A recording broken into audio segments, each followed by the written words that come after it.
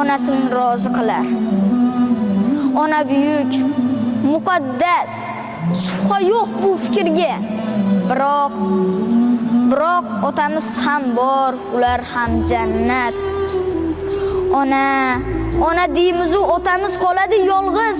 Ular bo'lmaganida bo'lmasdi-ku o'g'il qiz.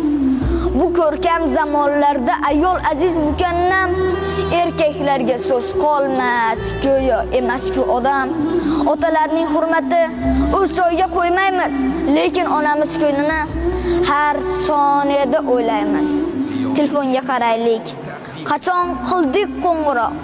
Onajonim deymiz-u, otamiz chetda biroq.